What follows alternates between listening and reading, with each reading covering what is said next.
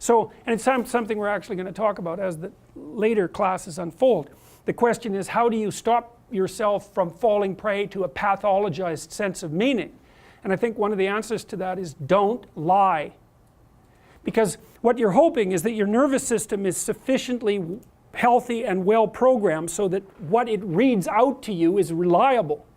And if you pathologize your psyche by either through sins of omission, let's say, or outright deception, you're going to warp that internal structure and it's not going to read out properly to you. And then your sense of meaning will lead you astray.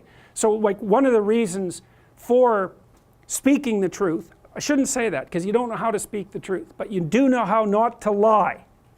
And it's a game you're playing with yourself. You can define the damn lies. No one else has to do that for you.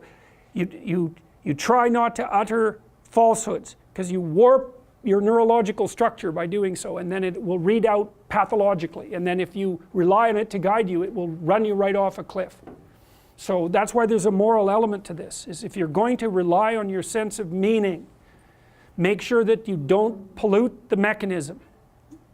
See, this is partly why people go to confession, right? Which is like I said, a psychotherapeutic technique. It's like, okay, what stupid, miserable, wretched things did I do this week? Well, that's a good thing to make conscious, right? Because maybe you can not do them the next week. And you think, well, why would you bother? It's like, well, you're in a ship.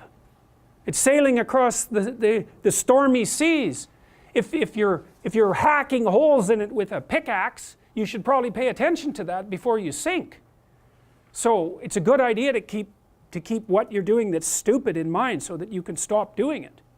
And so then you can more and more rely on yourself and your own, your own conscience, let's say, as a guide to proper action. In the Pinocchio story is that the conscience was not an unerring guide for Pinocchio.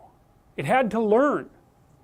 And so it's also partly pushing yourself into new situations and differentiating yourself so that you get wiser.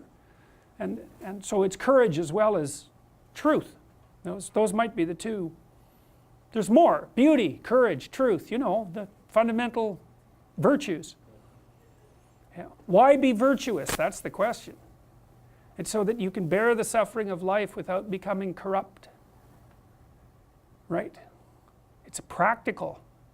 It's practical. There's nothing more practical than that. So, unless you want misery, and people do, It's exciting, misery. So, other questions?